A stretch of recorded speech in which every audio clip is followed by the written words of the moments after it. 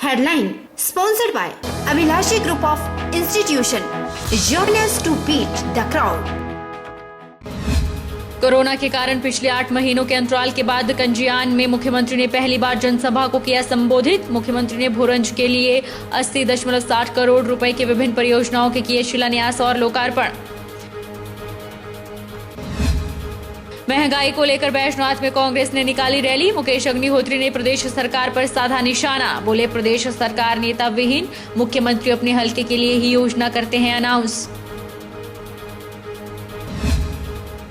8 नवंबर को द्रंग विधानसभा क्षेत्र के नंगवाई में सजेगा मंडी जिला का 20वां जनमंच। कृषि ग्रामीण विकास मंत्री वीरेंद्र कंवर करेंगे अध्यक्षता।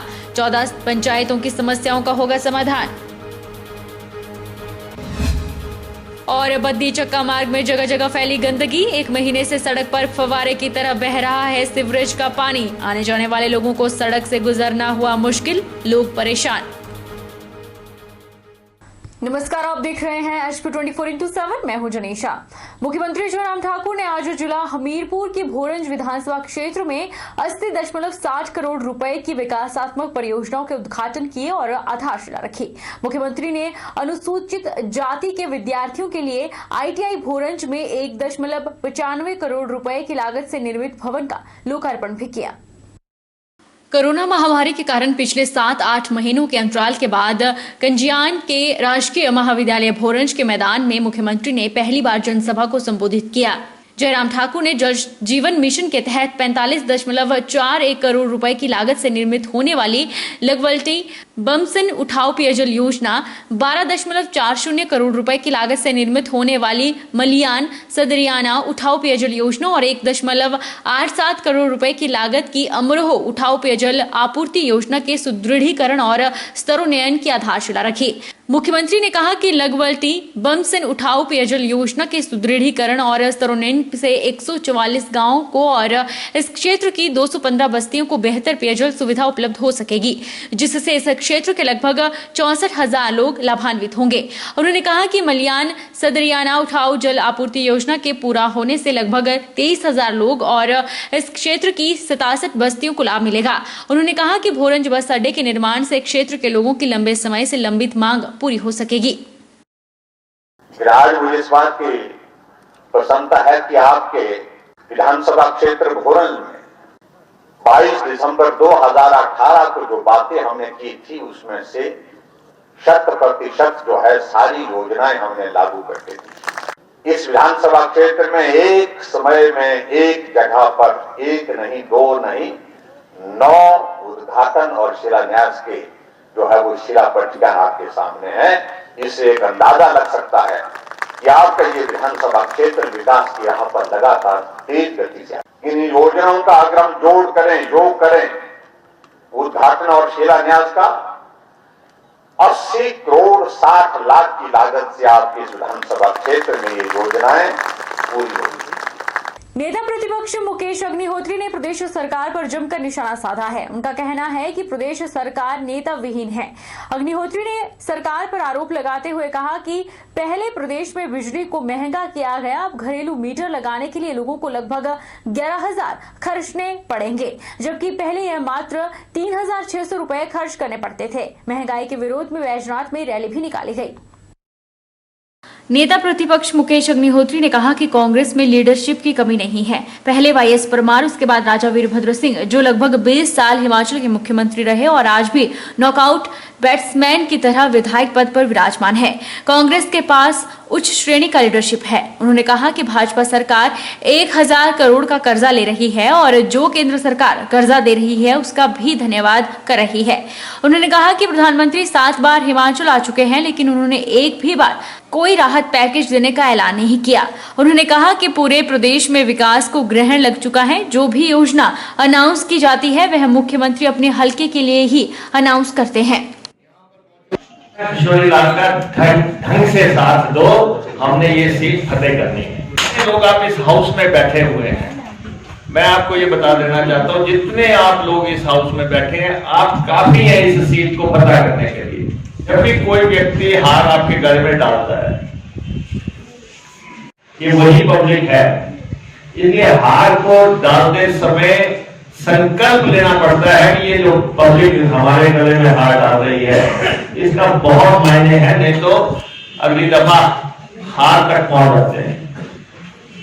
अभी मुझे सुबह एक कांगड़ा के ये ऑफिसर का फोन आया, वो मुझे कह रहे थे कि जनता ने भाजपा को हटाने का मन बना दिया। कह रहे कि जनता जो है उस दिशा में चल पड़ी है खुद को खुद ही कि हमने भाजपा को हटाना है।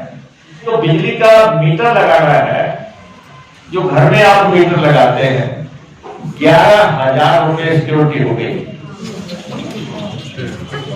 11,000 रुपए सिक्योरिटी हो गई। आप बताओ कि मीटर कैसे लगेगा? अपने लिए तो आलिशान गाड़ियां खरीद रहे हैं, 3600 का मीटर लगता था, 3600 का मीटर लगता था, 11,000 का मीटर लगेगा। इस सरकार को कोई सरोकार ही नहीं है पब्लिक का, आम जनता से कोई सरोकार नहीं है। इस समय सोलन में नगर निगम का मुद्दा गरमाया हुआ है, जहां एक तरफ सोलन को नगर निगम का दर्जा मिलने से सोलन शहर के लोगों में खुशी की लहर है, वहीं सोलन नगर निगम में सम्मिलित की गई 8 पंचायतों के 84 गांव के लोग आज नगर निगम के विरोध में सड़कों पर उतरे और प्रदेश सरकार के खिलाफ जमकर नारेबाजी की। सोलन के पीडब्ल्यूडी रेस्ट हाउस में मिनी सचिवालय तक रैली निकालकर हजारों ग्रामीणों ने नगर निगम का विरोध दर्ज कराया। जिला सोलन में यह प्रदर्शन नगर निगम को बनाने के विरोध में है। 8 पंचायतों सहित अन्य पंचायतों के लोग भी इस प्रदर्शन में सरकार के खिलाफ हैं और मांग कर रहे हैं कि उनकी पंचायतों को नगर निगम से तुरंत हटाया जाए। महिला शक्ति इस प्रदर्शन में पहली पंक्ति में देखने को मिली। महिला शक्ति का आरोप है कि वह अपने गांव में ही खुश हैं, किससे पूछकर उन्हें नगर निगम में शामिल किया गया। ग्रामीणों की सरकार को चेतावनी है कि आगामी चुनाव में वह भाजपा का बहिष्कार करेंगे और भाजपा को जबरदस्त पटखनी देंगे। मतदाता शक्ति का प्रयोग कर ऐसी तानाशाही वाली सरकार को जड़ से उखाड़ेंगे। ग्रामीण महिलाओं ने कहा कि सरकार की कथनी और करनी में फर्क है, जिसका खामियाजा आने वाले चुनाव में प्रदेश सरकार को भुगतना पड़ेगा। जी, हम रैली इसलिए निकाले गए कि जबरदस्ती हमारे को नगर निगम में लिया गया है, न हमारे से पूछा गया है, न हमारे पंचायत में आए हैं। अब हम भाजपा सरकार को बिल्कुल जड़ से निकालेंगे। गाँव को मत छेड़ो, हमारी जितनी भी इन्होंने 8 पंचायतें ली है, हमारा कोई एक पंचायत से मतलब नहीं है, अपनी पंचायत से मतलब नहीं है, हमारा सब पंचायतों के साथ जोर लड़ाई है। हमारा बहुत आक्रोश है सरकार के प्रति कि उन्होंने हमारे से बिना मशवरा किए हमारे को ले लिया। हम अपने उसमें बहुत खुश थे, इसलिए हम बहुत नाराज हैं और आने वाले समय में हम नगर निगम का जो पंचायत इलेक्शन होगा उसमें हम बहिष्कार करेंगे। पहले नेताओं ने कहा कि 1 इंच भी गांव की जमीन नहीं लेंगे, कोई भी कल्टीवेशन लैंड नहीं लेंगे, जबकि अब जो खसरा नंबर ले रहे हैं उसमें न केवल लोगों के घर हैं बल्कि कल्टीवेटेड लैंड जहां लोग हल बोई कर रहे हैं, खेतीबाड़ी कर रहे हैं, उनकी पशुशालाएं ले गई है, जहां वो घास लगाते थे जिसको हमारे पारी भाषा में गोड़ बोलते हैं, वो तक ले लिया है। निश्चित तौर पर सरकार के लिए सोलन को नगर निगम बनाना गले की फांस बन गई है, क्योंकि अधिकतर लोग नगर निगम के विरोध में एकजुटता से खड़े हैं। सरकार अगर इस फैसले को वापस नहीं लेती है तो इस बात को कहने में कोई अतिशयोक्ति नहीं है कि सरकार को इसका खामियाजा कहीं न कहीं भुगतना पड़ सकता है। कोरोना महामारी के कारण लगभग 8 महीने बाद हिमाचल प्रदेश में स्कूल खुल गए हैं।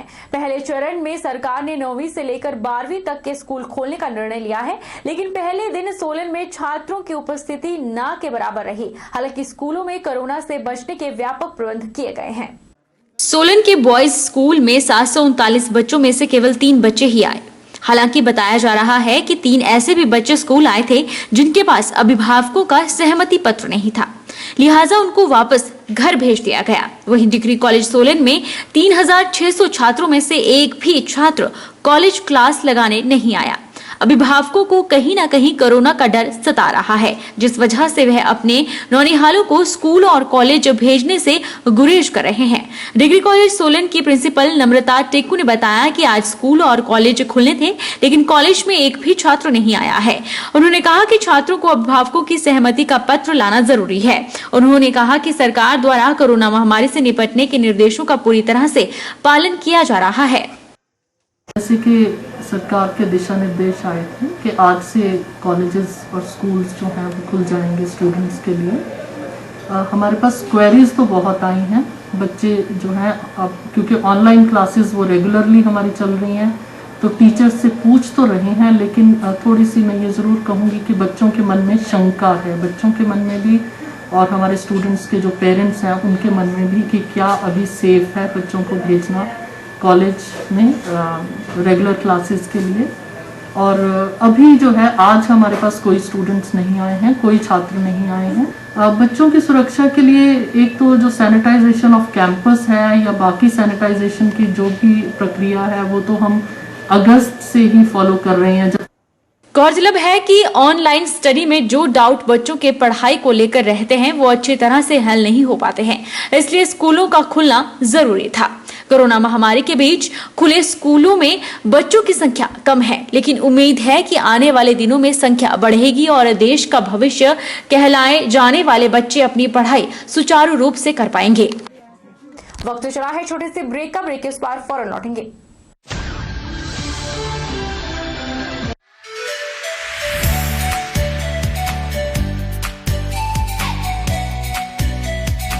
Abhilashi Group of Institution. Here you can get admission in 2020 and 21 for BTech in Civil, Mechanical, Electrical and Computer Science Engineering, Diploma in Civil, Mechanical and Electrical Engineering, B Pharmacy, B.Ed, D.L.Ed, MSc, Physics, Chemistry, Botany, A&M, GNM, BSc Nursing and Post Basic BSc Nursing courses. For detailed inquiry, please contact Abhilashi Group of Institutions near Chowk, Tehsil Bald District Mandi, Himachal Pradesh.